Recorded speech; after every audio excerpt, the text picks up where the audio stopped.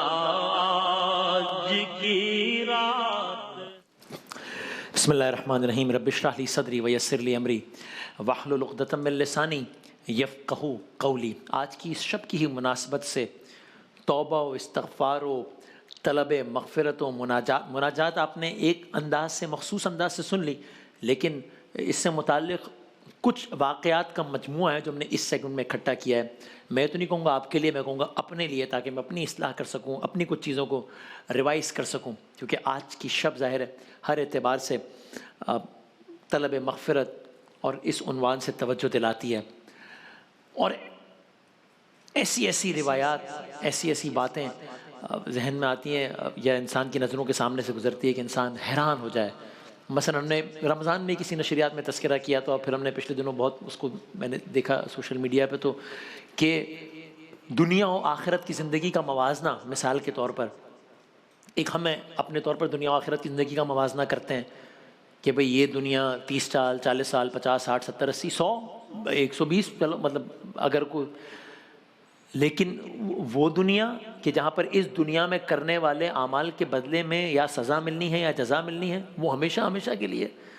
لیکن اب سنیے سرکار دو عالم صلی اللہ علیہ وآلہ وسلم کے الفاظ میں سنیے کہ انہوں نے کس طریقے سے ایک کمپیریٹیو انالیسس کر کے سمجھایا کہ کیا ہے دنیا کی زندگی، کیا ہے آخرت کی زندگی۔ سمجھانے کے لیے کہا کہ فرض کر لیجئے کہ ایک الفاظ میرے ظاہر ہے مفہوم ہے صرف ان کا، کہ گویا میں اگر کھڑا ہوں ایک سمندر میں، سمندر کنارے میں کھڑا ہوں، دریا، سمندر، لہریں، تا حد نظر پانی ہی پانی ہے، اگر میں ایسی کسی جگہ پہ کھڑا ہوں، اور ایسے میں اپنا یہ پورا ہاتھ نہیں بلکہ میں اس ہاتھ کی ایک انگلی کو اگر میں ڈپ کرتا ہوں پانی میں، اس سمندر کے پانی میں ہاتھ کی ایک انگلی کو ڈپ کرتا ہوں اور کچھ دیر کے بعد اٹھا لیتا ہوں اس انگلی کو، تو میری انگلی تھوڑی سی گیلی ہوگی۔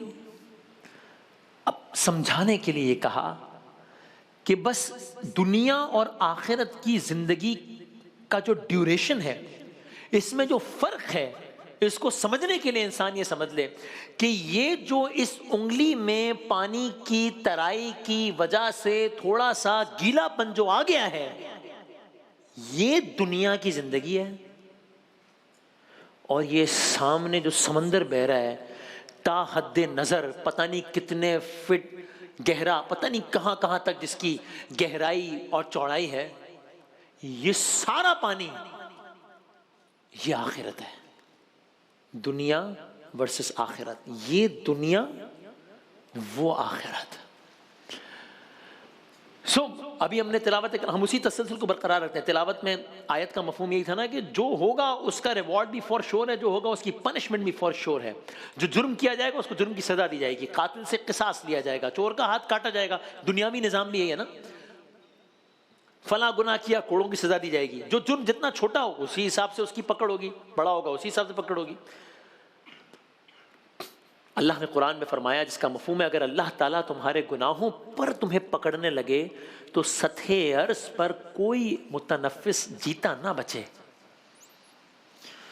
لیکن اس کے نظام میں عدل بھی ہے، فضل بھی ہے۔ جس طرح میں نے عرض کیا آج کی رات ایسا، میں اپنی کیفیت بتا رہا ہوں، مجھے نہیں معلوم آپ لوگوں میں سے کتنے سے ایگری کریں یا نہ کریں، کہ آج کی شب شدید خوف اور شدید امید کے درمیان کسی کیفیت میں اپنے آپ کو پاتا ہوں۔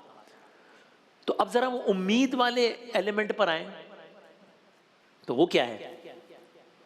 اس لیے کہ سرکار کے والے سے بھی کہا نا کہ بشیر بھی ہے، نذیر۔ فرمایا اب اللہ کی رحمت سنیے، اللہ کا غضب، عذاب، وہ سب تو سنتے ہیں، ابھی بھی آگے بھی سنیں، رحمت سنیے تاکہ دل کو کوئی تسلی بھی ہو مجھ جیسے گناہگار کو۔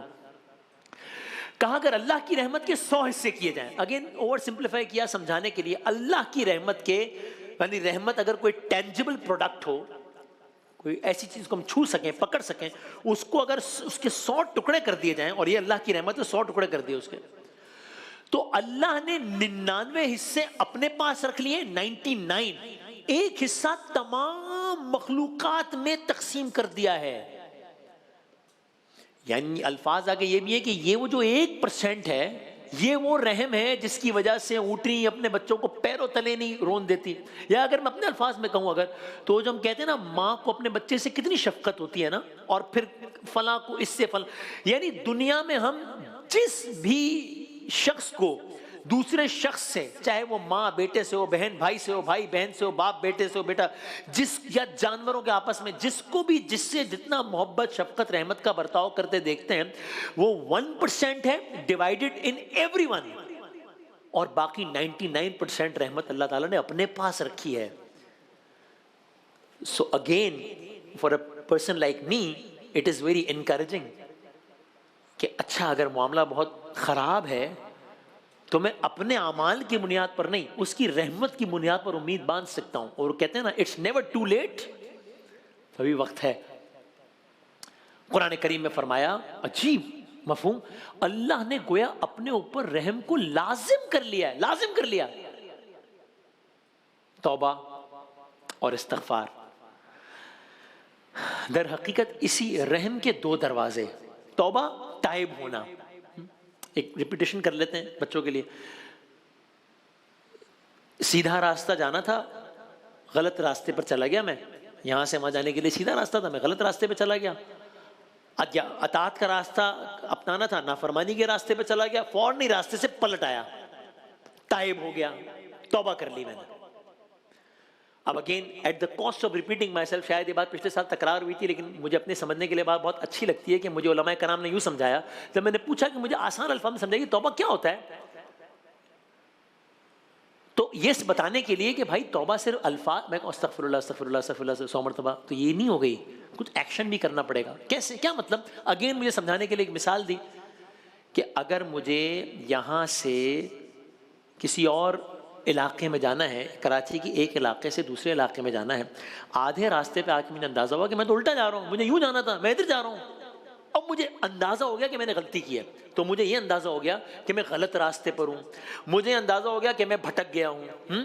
یعنی کہ اگر مجھے صحیح جگہ پہ جانا ہے تو مجھے کیا کرنا پڑے گا, مجھے توبہ کرنی پڑے گی, مجھے تائب ہونا پڑے گا, مجھے صحیح راستے پہ جانا پڑے گا. اب اگر میں یہ نہ کروں, مجھے اندازہ ہو گیا میں غلط ہوں, اور میں کہوں میں غلط راستے پر آ گیا, میں غلط راستے پر آ گیا, میں غلط راستے پر آ گیا, اور کھڑا رہوں اسی جگہ پہ, گاڑی موڑوں نا, تو میں اگلے 500 سال تک بھی یہ کام کرتا رہوں گا, ارے میں غلط راستے پہ آ گیا, یہ میں نے غلط کام کر دیا.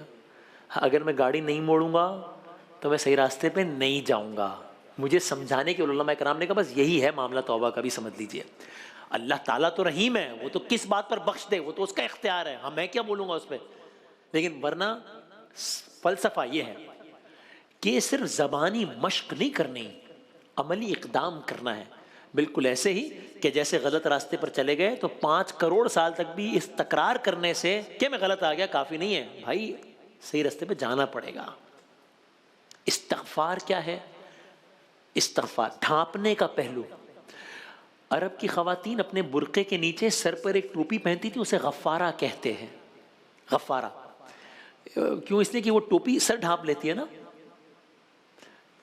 اس کا مطلب استغفار یہ ہوا کہ گناہ تو ہو گیا, اس کا نتیجہ بھی سامنے آنا ہے, بس اللہ اپنی رحم کی صفت کی وجہ سے ان برے اثرات کو ڈھانپ دے, یعنی مغفرت فرما دے.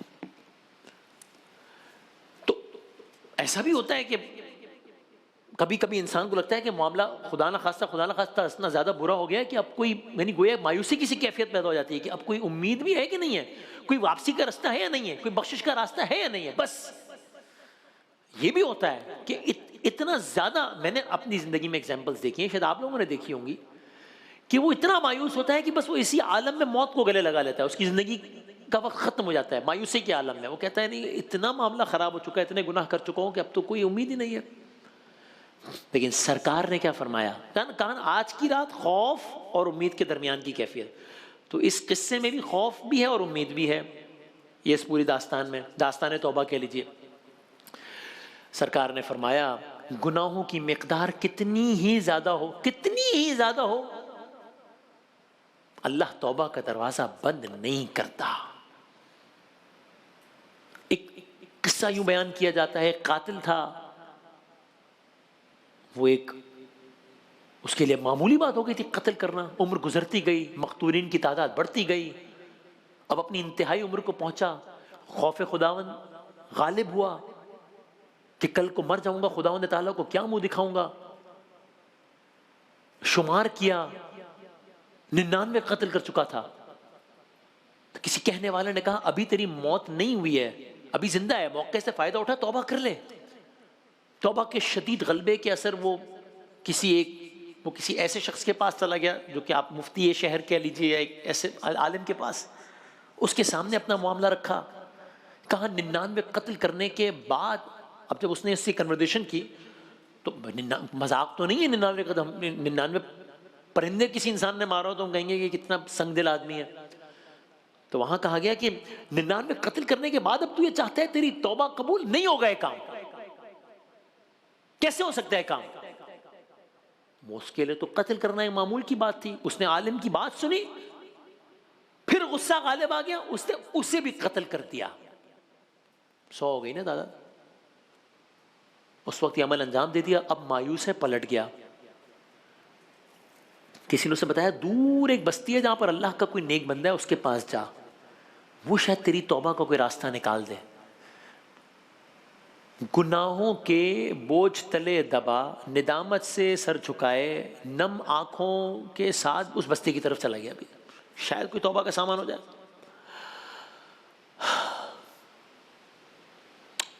اللہ تعالیٰ کے اپنے راز ہیں، اس کا اپنا طریقہ کار ہے. تو ابھی آپ سمجھ لیجیے کہ اس نے یہ عمل انجام دیا ہے، سفر اختیار کیا ہے. ابھی گویا اس نے آدھا سفر کیا ہے یا سفر کا کچھ حصہ طے کیا ہے، موت آ گئی، چیپٹر کلوز. یہ صرف ایک سمجھانے کے لیے ایک بات کہ اللہ تعالیٰ گویا کیسے بہانے ڈھونڈ رہا ہوتا ہے. کس چیز کے؟ سزا دینے کے یا سزا سے بچانے کے؟ اس سوال کا جواب اگلے 2 منٹ میں مل جائے گا آپ. اس واقعے کو جب میں کنکلوڈ کروں گا کہ اللہ تعالیٰ کس چیز کے بہانے ڈھونڈتا ہے. وہ مختار تو دونوں چیزوں پر ہے نا. 100 لوگوں کا قاتل بالآخر اپنے اعمال سے شرمندہ ہو کر توبہ کے ارادے سے کسی کے پاس جا رہا ہے. باقاعدہ توبہ یعنی منہ ملاقات وہ عمل نہیں ہوا ہے. باقاعدہ قتل ہو گیا ہے، باقاعدہ عمل نہیں ہوا ہے، باقاعدہ قتل ہو گئے ہیں، راستے میں ہے اور مر گیا.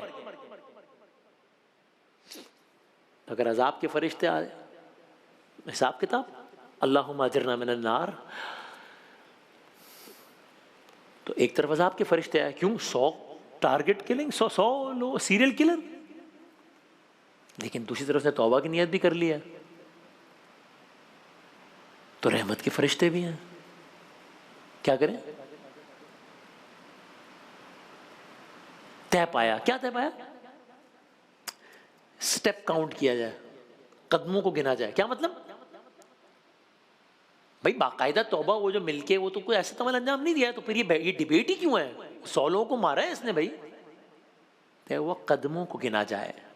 اس کی وہ بستی جہاں اس نے گناہ کیے تھے ابھی یہ رستے میں ہے نا، تو اس بستی میں فار ایگزامپل اس نے گناہ کیے، اس بستی میں جا کے اس نے باقاعدہ توبہ کرنی ہے یا اس بندے سے ملنا ہے جس سے ڈسکس کرنا ہے کہ میں شرمندہ ہوں، میں کیا کروں، اور راستے میں کہیں مر گیا ہے. تو اب طے کریں کہ اس کا ڈسٹنس اس بستی سے کتنا ہے اور اس کا ڈسٹنس اس بستی سے کتنا ہے جہاں توبہ کے لیے جا رہا ہے. پتہ یہ چلا جہاں اس نے گناہ کیے تھے اس بستی سے اس کا فاصلہ زیادہ ہو گیا تھا. جہاں اس کو باقاعدہ توبہ کے لیے جانا تھا یا اس بندے سے ملاقات کے لیے تھا، وہاں سے اس کا راستہ کم ہو گیا تھا. بس اسی بات کی وجہ سے کہ جو گناہوں کی سرزمین تھی اس کے لیے، وہاں سے اب یہ ذرا دور ہو گیا ہے، اور جہاں باقاعدہ توبہ کے ارادے سے جا رہا تھا وہاں سے اس کا فاصلہ قریب ہو گیا. بس اس کے اعمال معاف کر دیا جائے. وہ بہانے ڈھونڈ رہا ہے کہ بس. اسی لیے سرکار دو عالم نے فرمایا اگر کوئی سچے دل سے توبہ کرے، عجیب ہے یہ، سنیے، سچے دل سے توبہ کرے، یہ بڑی انکریجنگ بات بھی ہے نا. صدق دل سے توبہ کرے، اس کے گناہ سمندروں کی جھاگ کے برابر ہوں، اس کے گناہوں سے زمین و آسمان بھر چکے ہوں. یہ بھی سمجھانے کے لیے کہا نا، اتنا تو ممکن نہیں ہے نا. تب بھی اگر سچے دل سے توبہ کریں معافی مل سکتی ہے. بعض گناہ شدت جذبات کی وجہ سے ہو جاتے ہیں، خلوت میں سردت ہو جاتے ہیں، خدا تعالیٰ پردہ ڈال دیتا ہے. لیکن بعض اوقات احساس گناہ اتنا بڑھ جاتا ہے، آخرت کے عذاب کا خوف ذہن پہ اتنا سوار ہو جاتا ہے کہ انسان کے پاس اپنے آپ کو گناہوں سے پاک کرنے کے علاوہ کوئی راستہ نہیں بچتا۔ ایک واقعہ اور سنیے، اسی زمین میں رسول اللہ کے دور میں پیش آیا۔ اب گویا ایسی زمین میں سورہ آل عمران کی آیت نازل ہوئی ہو کہ ترجمہ ایک آیت کا کہ وہ لوگ جب کوئی بے حیائی کا کام کر بیٹھیں یا اپنی جانوں پر ظلم کریں تو اللہ کو یاد کرتے ہیں، اپنے گناہوں کی بخشش مانگتے ہیں۔ گناہوں کو اللہ کے سوا کون معاف کر سکتا ہے؟ اور وہ لوگ اپنے کیے ہوئے کام پر اصرار نہیں کرتے جبکہ وہ جانتے ہیں۔ اب آپ سنیے، سرکار دو عالم فرماتے ہیں ایک خاتون بد عملی کا اقرار کیا، اس نے خود اقرار کیا غلطی ہو گئی ہے۔ آپ چاہتے ہیں کہ یہ معاملہ چونکہ خدا اور ایک بندے کے درمیان ہے اور کوئی اس کا گواہ بھی نہیں ہے تو یہ خفیہ ہی رہے۔ آپ نے کہا چلے جاؤ، نہ منہ پھیر لیا، لیکن وہ وہاں اس طرف آ گئی، اپنے الفاظ دہرائے، پھر کہا بس چلے جاؤ، منہ پھیر لیا۔ لیکن وہ اللہ کے خوف میں مبتلا تھی، وہ الگ کیفیت میں تھی، پھر آ گئی۔ جب چوتھی بار اس نے عمل انجام دیا اور 4 مرتبہ اقرار کر لیا، اور چونکہ اس نے بھی بتایا تھا کہ میں ابھی ایک ماں بننے کے عمل سے گزر رہی ہوں، تو پھر آپ نے کہا اچھا ابھی جاؤ، جب ولادت ہو جائے پھر آنا۔ حیرت انگیز طور پہ جب یہ عمل ہو گیا، ولادت ہو گئی، پھر اس نومولود کو لے کر حاضر ہو گئی، پھر دہرائے وہ الفاظ، مجھے اس گناہ سے پاک کر دیجیے۔ آپ نے پھر اس کو تعجیل سے کام نہیں لے رہے، تاخیر سے کام لے رہے، اچھا ابھی سے دودھ پلاؤ، جب یہ 2 سال کا ہو جائے پھر آنا۔ پھر آ گئی 2 سال بعد، پھر بچے کو لے کر آ گئی، اس عالم میں کہ اس کے ہاتھ میں روٹی ہے۔ سرکار دو عالم صلی اللہ علیہ وآلہ وسلم جو ریاست مدینہ کے سربراہ بھی ہیں، جب اتنے مراحل گزر گئے، 1 2 3 4، پھر ولادت کا عمل، پھر جب نومولود، پھر اتنے ہو گئے اور پھر اس کا اصرار بھی ہے، تب آپ نے ایک سزا کا حکم صادر فرمایا۔ لیکن اس وقت بھی جب اس عورت کے بارے میں کچھ اس طرز کے الفاظ کہے گئے کہ یہ تو اس نے کیا عمل انجام دیا، مفہوم ہے کہ کیا کام کیا، کیسی ہے، تو آپ نے اس بات سے، سرکار دو عالم نے ایگری نہیں کیا اس بات سے، بلکہ آپ کو جلال کے عالم میں آپ نے کہا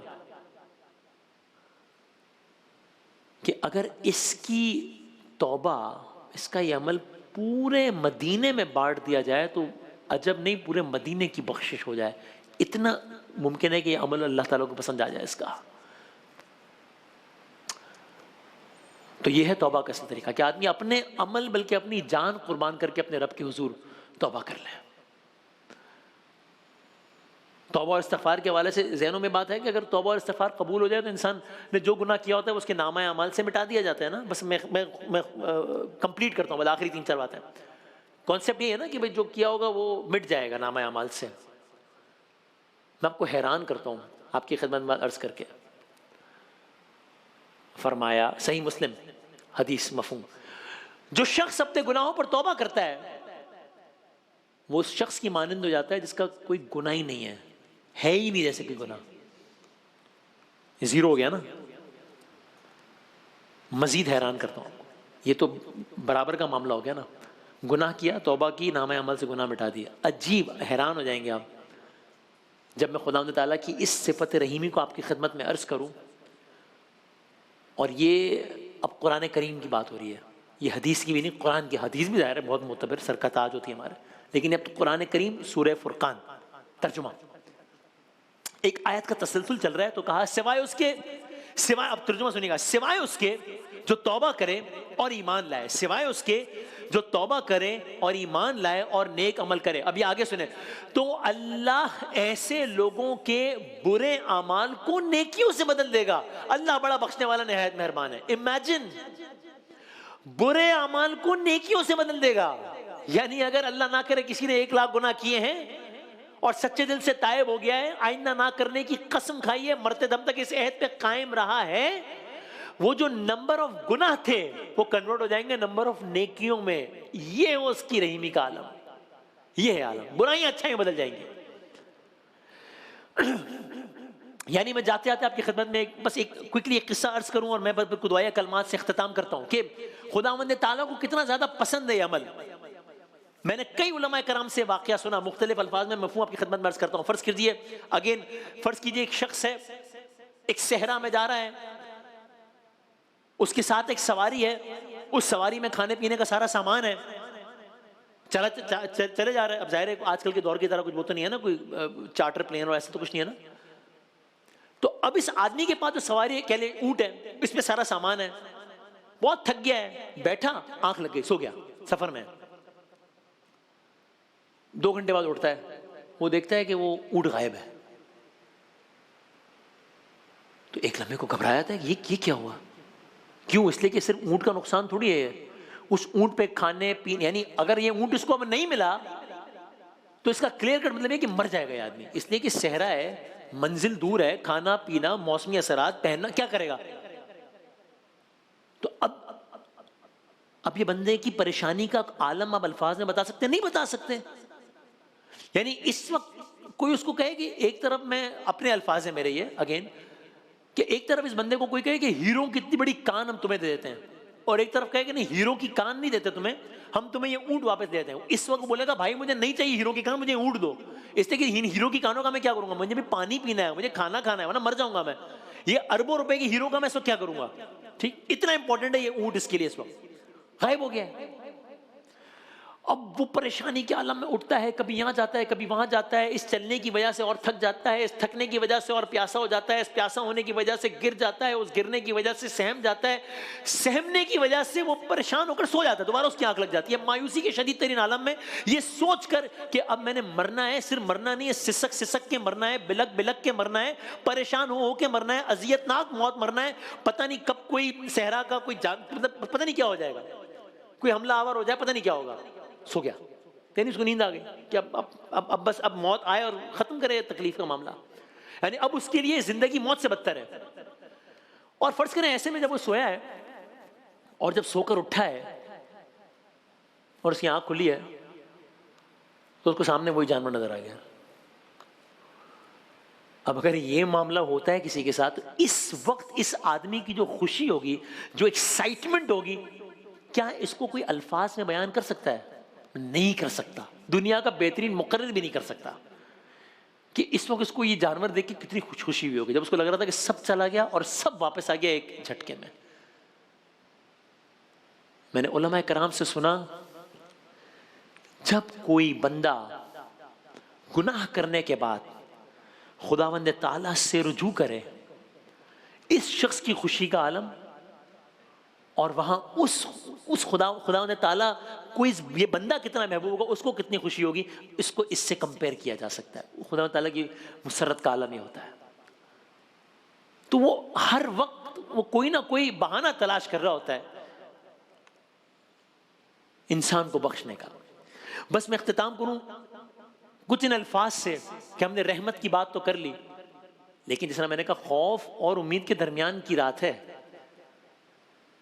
تو میں ان دعائی الفاظ سے اختتام کروں جو مختلف قرآنی آیات کا ترجمہ یا مفہوم بھی ہے. اور آئیے آپ سب بھی اپنے گھروں میں جہاں جہاں بیٹھے ہیں میرے ساتھ اس دعا میں شامل ہو جائیے کہ فرمایا, اللہ تعالیٰ, خدایا میں پناہ چاہتا ہوں اس دن سے جس دن نہ مال کام آئے گا نہ اولاد کام آئے گی سوائے اس کے جو تیرے حضور پاک دل لے کر آئے. خداوند تعالیٰ, یہ آیات کا مفہوم ہے, خداوند تعالیٰ میں پناہ چاہتا ہوں اس دن سے کہ جس دن ظالم, جس نے جو بھی ظلم کیا ہوگا, اپنے ہاتھوں کو چباتے ہوئے کہے گا ہائے افسوس, کاش میں نے رسول اللہ کا راستہ اختیار کیا ہوتا. خداوند تعالیٰ میں تیری پناہ چاہتا ہوں اس دن سے جب گناہگار اپنے چہروں سے پہچانے جائیں گے اور ان کو بالوں اور پیروں سے گھسیٹ کر لایا جائے گا. خداوند تعالیٰ میں تیری پناہ چاہتا ہوں اس دن سے کہ جس دن باپ بیٹے کے جرم کی اور بیٹا باپ کے جرم کی سزا نہیں پائے گا. بے شک خدا کا وعدہ حق ہے. میں اس روز سے تیری پناہ چاہتا ہوں کہ جس دن ظالموں کا عذر ان کے کام نہیں آئے گا, ان کے لیے لعنت ہوگی, ان کے لیے برا ٹھکانہ ہوگا. تیری پناہ چاہتا ہوں اس دن سے جب کوئی کسی کے کام نہیں آئے گا, جب ماں بیٹے کے کام نہیں آئے گی, ماں بیٹے کے کام نہیں آئے گی. اس وقت imagine the volume of the problem کہ جس دن ماں اس بات پر تیار ہوگی کہ یہ جو مصیبت آ گئی ہے اگر یہ ٹلتی ہے اس بدلے سے کہ میں اپنے بیٹے کو دے دوں تو دے دو، میں دینے کو تیار ہوں، میں بچ جاؤں. یہ اس مصیبت کا عالم ہے. سورہ حج کی ابتدائی آیات کے آپ ترجمہ پڑھیے گا. عجیب ہے کہ یہ عالم ہوگا.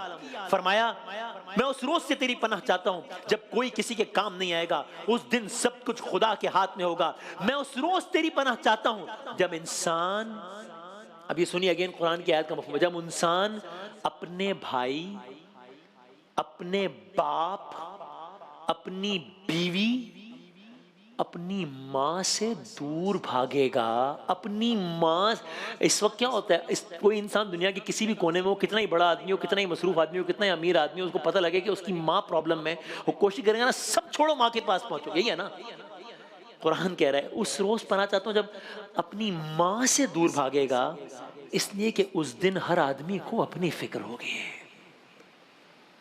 اس روز تیری پناہ چاہتا ہوں. آگے اب ڈائریکٹ الفاظ آ گئے، اس روز سے تیری پناہ چاہتا ہوں جس دن مجرم چاہے گا، سنیے گا الفاظ، جس دن مجرم چاہے گا کہ وہ آج کے عذاب سے بچنے کے لیے آگے کر دے اپنے بیٹے کو، اپنے بھائی کو، اپنے عزیزوں کو، اپنی بیوی کو، اور زمین میں جو کچھ ہے وہ دے ڈالے اور نجات حاصل کر لے، لیکن یہ نہ ہوگا. آگے سنیے، وہ شعلہ ہے سیخ سے کباب کو گرا دینے والا. تو بس میرے مولا، تو مولا ہے، میں بندہ ہوں. بندے پر مولا کے سوا کون رحم کرے گا؟ تو مالک ہے، میں غلام ہوں. غلام پر مالک کے سوا کون رحم کرے گا؟ تو صاحب عزت ہے، میں پست ہوں، پست پر صاحب عزت کے سوا کون رحم کرے گا؟ تو خالق ہے، میں مخلوق ہوں، مخلوق پر خالق کے سوا کون رحم کرے گا؟ تو عظمت والا ہے، میں ناچیز ہوں، ناچیز پر عظمت والے کے سوا کون رحم کرے گا؟ تو صاحب قوت ہے، میں ناتواں ہوں، ناتواں پر صاحب قوت کے سوا کون رحم کرے گا؟ تو سرپرست ہے، اے میرے سرپرست تو بے نیاز ہے، میں نیاز مند ہوں، نیاز مند پر سوائے بے نیاز کے کون رحم کرے گا؟ تو عطا کرنے والا ہے، میں سوالی ہوں، ایک سوالی پر سوائے عطا و بخشش کرنے والے کے کون رحم کرے گا؟ آج کی شب سب نے بہت دعاؤں کا کہا ہے، لیکن میں اس دعا سے اختتام کرتا ہوں جو یقیناً سب دعاؤں سے بڑی دعا ہے کہ اللہ نہ کرے اگر ساری دعائیں رد ہو جائیں. کیوں ہوگا؟ اس کے دامن میں کوئی کمی نہیں ہے، لیکن صرف سمجھنے کے لیے ساری دعائیں رد ہو جائیں اور ایک دعا قبول ہو جائے تو گھاٹے کا سودا نہیں ہے. ساری قبول ہو جائیں، یہ ایک رد ہو جائے بہت گھاٹے کا سودا ہے. اللہم اجرنا من النار یا مجیر.